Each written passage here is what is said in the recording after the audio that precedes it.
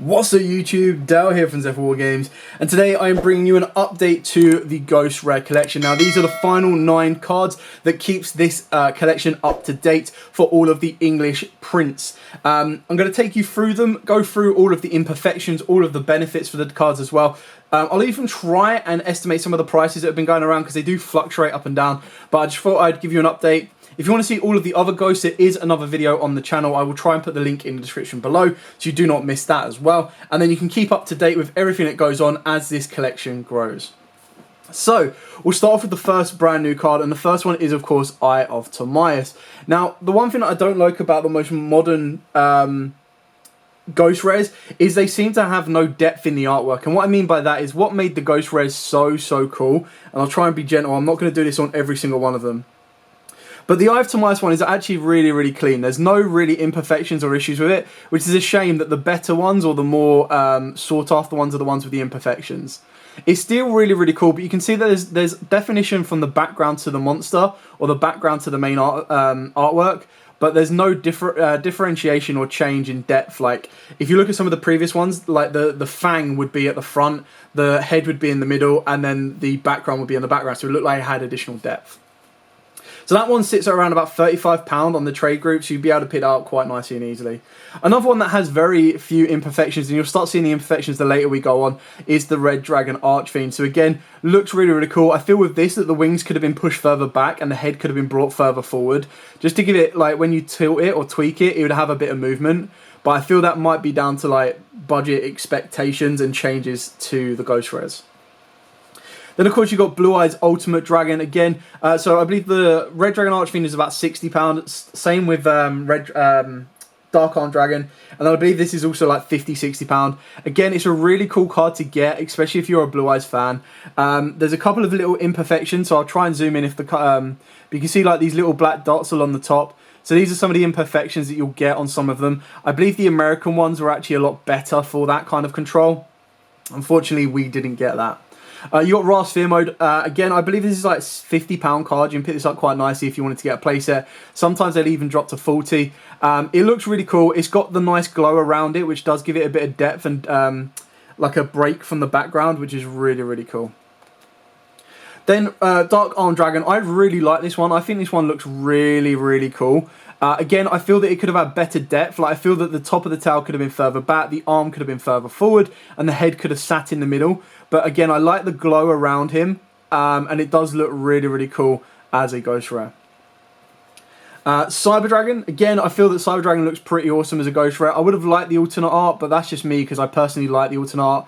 Again, I feel this could have had more depth. The tail could have gone further back. The head could have come further forward. So I don't know if they've changed production company, or which I would probably assume, or it was just more costly to make it have depth like this, and this is just a cheaper, easier way of producing them.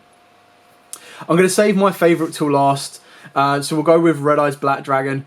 Now, Red Eyes Black Dragon, again, doesn't have that many imperfections. It's got a couple of scratches, like just general scratches over the top of the card, which are from the factory. But again, a really nice card. This is like £100, £125. And then, of course, you've got Blue Eyes White Dragon. This is probably the one that's got the most imperfections, which is really annoying because it is the original artwork, which is absolutely amazing. But you can start to see that it's got all of these little ink blotches over its head, over its knee, a couple around there, around the back of the wings as well. Again, I feel that this could have had, and what I'm actually going to do, because I've got the OCG version of this, is I'll compare the two for you. But it would have been nice to kind of see a bit more depth, a bit more detail with it, and kind of go from there. Now, bear me 2 seconds. I probably should have preemptively thought this one through. Blue Eyes White Dragon. Here we go. So this just gives you a comparison between the two. So the OCG one actually has like a dual terminal layering on top, which is really cool. But you can already kind of see that there is a bit of difference. So straight away, you can see that as I tilt that there, both in relatively the same limelight. The OCG one still shows you the blue eyes, which is awesome, but the TCG one doesn't. It disappears. So you have to get it to like a different angle. So this is the OCG one.